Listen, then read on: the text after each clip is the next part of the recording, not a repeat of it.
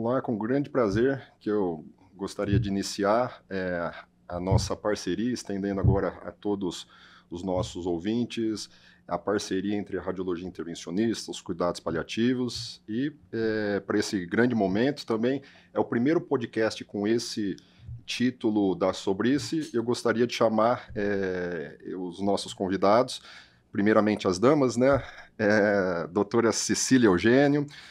Primeiramente, ela é cirurgiã de cabeça e pescoço pela Unifesp, com área em atuação em medicina paliativa, né, titulada pela MB, e é mestre pela Unifesp, doutora pela USP.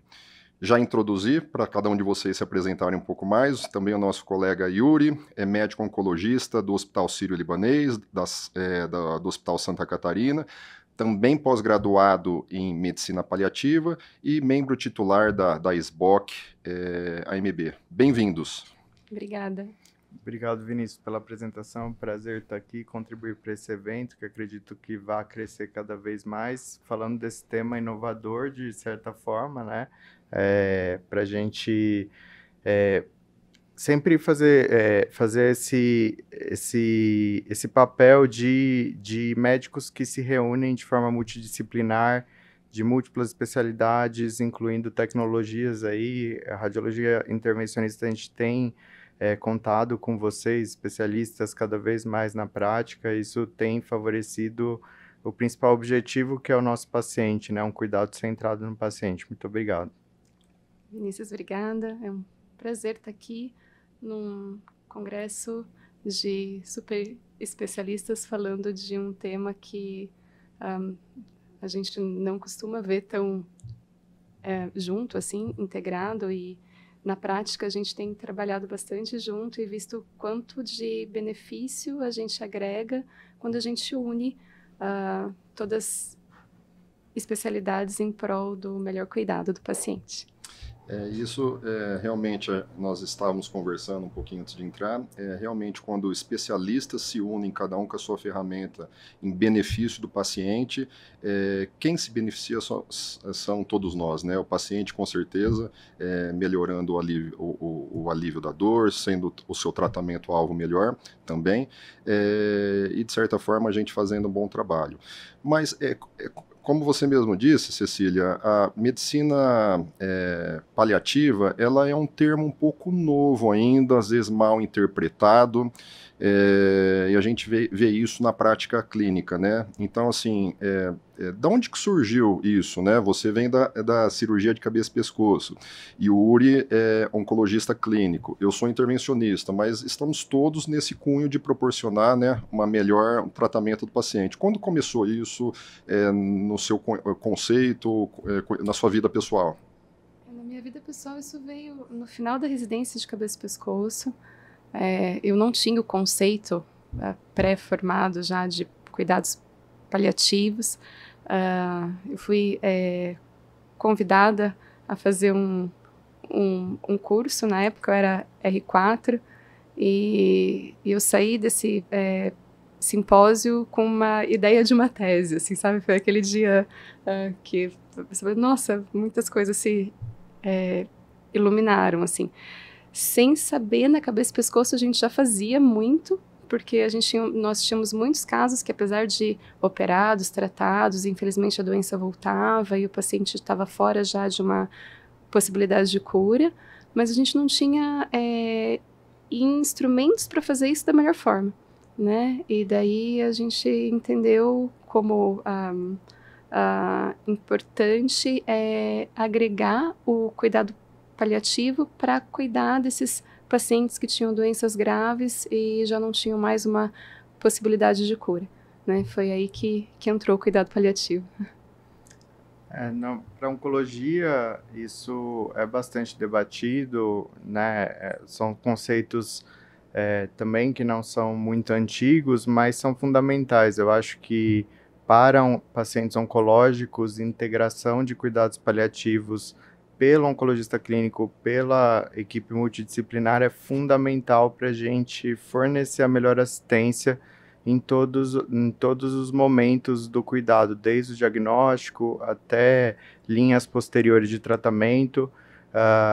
E a gente precisa desmistificar isso no meio médico também, porque ainda assim, alguns colegas, quando ouvem, o paciente tem indicação de cuidados paliativos, vem com um tom de certa derrota, não conseguimos vencer a doença, vou dar um atestado de incapacidade, vou falar com a família, com o paciente, que a gente vai suspender o tratamento modificador de doença, e na verdade não. Eu costumo falar para os pacientes, ao abordar esses temas, que talvez seria muito mais fácil eu imprimir uma prescrição de quimioterapia e carimbar, que o sistema praticamente já calcula todas as doses para mim, do que ter conversas profundas, acessar todos os sofrimentos e o âmbito familiar, e manejo de sintomas, né? E a gente precisa reavaliar esses pacientes com cuidados para otimizar medidas, para alívio de sintomas, suporte psicológico, espiritual.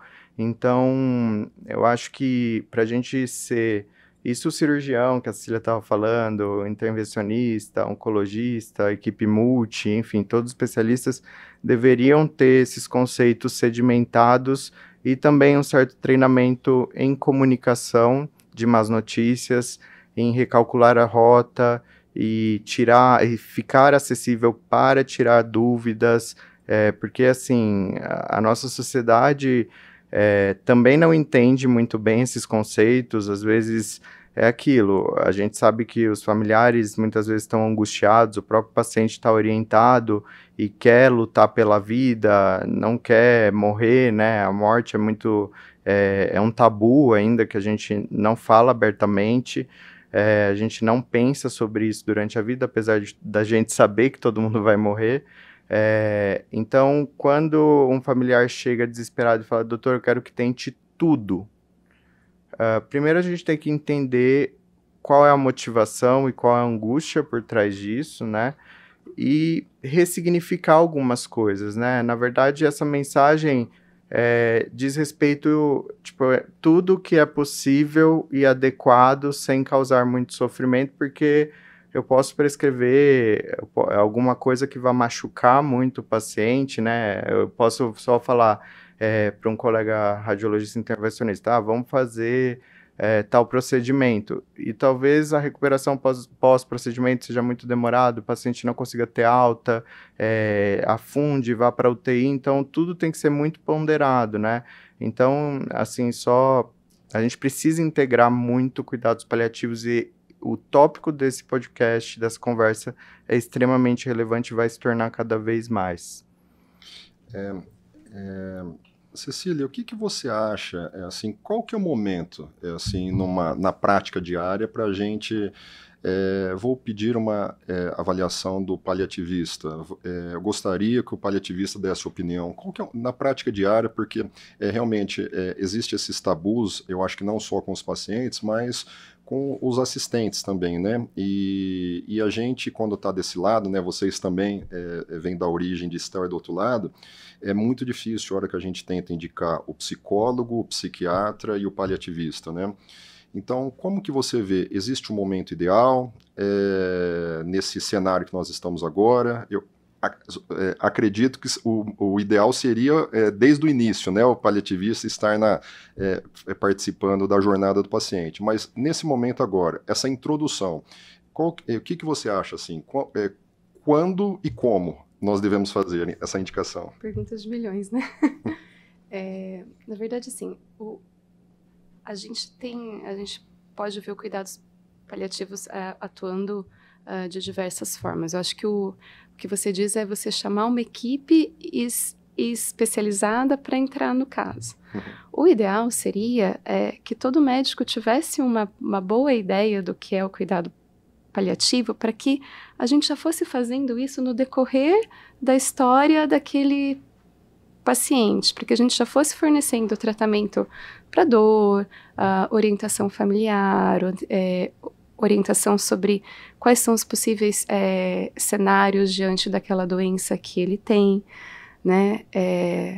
Existe uma recomendação da ASCO de alguns anos atrás falando de iniciar o cuidado paliativo em até 6 semanas que você sabe que você tem uma doença avançada.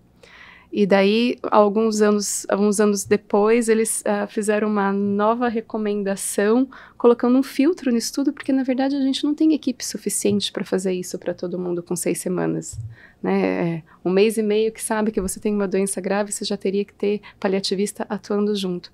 Se os americanos não têm, a gente aqui menos ainda, né? Então, assim, a gente precisa ter esse filtro e a gente precisa não entender o cuidado paliativo como cuidado de fim de vida, que é o que muita gente entende, né? Que a gente vai chamar a equipe quando a gente, muito entre aspas, não tem mais nada para fazer, né? E, na verdade, a gente deveria acionar quando a gente entende que aquele doente precisa de uma conversa um pouco mais clara sobre o que está acontecendo, que a gente precisa dar valor ao que é de valor para ele e para a família dele, né? E quando a gente coloca a equipe para conversar com a intenção de dar mais autonomia para aquele paciente, o cuidado paliativo perde um pouco aquela sombra de coisa de final de vida como uma ferramenta que dá poder de decisão para aquele paciente diante da doença que ele enfrenta. Então, não tem uma resposta, olha, a partir de X tempo, né? Mas quando a gente tem um paciente da onco ou não, que tem uma doença grave, que ameaça a vida dele, e que a gente entende que ele precisa de uma outra camada de cuidado fora a que o especialista daquela doença já fornece, a gente tem que chamar a equipe, né, nos serviços onde existe possibilidade. Mas o ideal seria que hoje a gente já tem, a gente precisa ter médicos que tenham uma base de cuidados paliativos, e hoje, há 2, 3 anos, isso já faz parte da grade curricular, né, do curso médico. Então, acho que isso vai ficar mais fácil daqui a alguns anos, com mais médicos já sabendo que não é apenas o cuidado de final de vida. Acho que o alívio dos sintomas, o alívio da dor já poderia ser enquadrado, né, como a paliação e não uma terminação, né, igual na prática diária acaba sendo direcionada a palavra, né, paliação. E a gente, até nos procedimentos intervencionistas, a gente discute isso também, né, Yuri, principalmente os da oncologia. Existem alguns procedimentos que eles, em determinados locais, eles vêm enraizados já. Puta, esse procedimento, geralmente, a hora que chega aqui, não tem mais o que fazer, vai complicar. E a gente tem visto uma mudança de cenário, né, nas vias biliares, né, que são, até tempo atrás, eram pacientes terminais, realmente, né. Hoje a gente faz uma drenagem de via biliar, ele volta para a terapia-alvo, daqui a pouco a gente consegue tirar o dreno, colocar um stent, o paciente ainda tem uma grande perspectiva de vida, né. Mas para a gente também é um pouco difícil, assim, quando indicar um procedimento. E às vezes tem coisas que também o embate também com os outros colegas, tipo, tá com dificuldade de deglutição, cirurgia de cabeça e pescoço, né, gastrostomia. Não, mas espera lá, calma. Gastrostomia, vamos raciocinar um pouco. Qual que é a perspectiva desse paciente? É um procedimento que eu preciso entender a perspectiva, qual que é a expectativa de longevidade dele, porque ele vai acarretar alguns problemas também, né, se a expectativa for mais prolongada. Talvez a gente possa fazer isso com a sonda, conversar com o paciente, né, é chato ficar com a sonda, mas vamos tentar ficar um pouquinho, que vai ser melhor do que fazer algo mais invasivo, né? Ou mesmo um paciente, que às vezes a gente vê que virando... Alguns procedimentos ficam automáticos, tipo biópsia. Aí chega, mas espera lá, esse paciente tem alguma perspectiva de sair do hospital com resultado positivo ou negativo? Vai melhorar alguma coisa? Então deixa ele quieto, né? Sobre isso, eu acho que, mais uma vez, os serviços que contam com reuniões multidisciplinares de rotina, e vocês, intervencionistas, conseguem integrar de forma consistente as discussões, vocês começam a ter uma percepção clínica e entender as dimensões das nossas dificuldades na prática clínica. Então, por exemplo, em reuniões clínicas a gente apresenta o caso formalmente, mas em geral a gente debate coisas que, sei lá, o paciente demonstrou algum desejo, algo, é importante para a família que às vezes ele faleça em casa, vamos supor. Então, a gente também discute tratamentos modificadores de doença e procedimentos e cirurgias com base no que a gente vem conversando com o paciente ao longo do tempo, né? Isso, se a gente só tem uma equipe de retaguarda que é acionada e faz o que está na prescrição sem entender o contexto e a gravidade, os desejos do paciente, que a gente muitas vezes discute em reuniões multidisciplinares, fica uma coisa desconectada da realidade e provavelmente a gente vai causar mais malefício do que benefício. Então, primeiro ponto, eu acho que radiologista intervencionista precisa participar de reuniões clínicas para entender as dimensões dos problemas ali na nossa clínica, no setor de internação, na UTI, etc. E sempre, vocês também têm o conhecimento técnico e vocês sabem as novas tecnologias, as novas modalidades ali para uso prático, e vocês podem também sugerir novas ideias, né? Então, vamos supor, outro dia a gente estava conversando sobre um câncer de pâncreas inicial, que fez todo o tratamento com intenção curativa, depois de 3 anos, 4 anos, surgiu um nódulo único pulmonar. Então, aí surge o debate, será que a gente faz uma segmentectomia? É um câncer de pâncreas com uma biologia de doença totalmente diferente do habitual. Será que a gente faz uma radiocirurgia? Será que a gente faz uma ablação, que tem sido discutido, para nódulos pulmonares específicos? Então, vocês também nos orientam e vocês acrescentam muito, né? Então, eu acho que é isso. Tudo vai depender da discussão multidisciplinar e não só seguir prescrição. Porque eu posso botar lá na minha prescrição, biópsia guiada por tomografia, mas será que é a melhor localização? Será que se a gente revisar todos os exames de imagem, não tem algum local mais acessível, menos mórbido, que possa ter menos intercorrências, né? E óbvio, colocar aí parâmetros prognósticos, né? A gente tem que cada vez mais, a gente não tem ferramentas preto no branco, assim, e às vezes o familiar pergunta quanto tempo tem de vida, e eu sempre costumo iniciar com a frase, eu vou errar se eu falar alguma data ou algum tempo, né, porque realmente a gente tem alguns scores, algumas ferramentas que, em cuidados paliativos, em oncologia, que dão alguma perspectiva, mas a gente frequentemente erra para menos ou para mais, então a gente discutir isso de forma integrada faz todo sentido. Então, mesmo em serviços menores, que não disponham de todas as tecnologias, de todas as equipes, a gente tem que tentar criar o hábito, pequenos hábitos, de pelo menos fazer uma reunião um pouquinho rápida, não precisa ser nada muito formal, online, né, ferramentas online, para a gente se reunir e debater ali rapidinho, para a gente ir criando esse hábito e integrando as equipes. Eu acho que é fundamental, né, Cecília?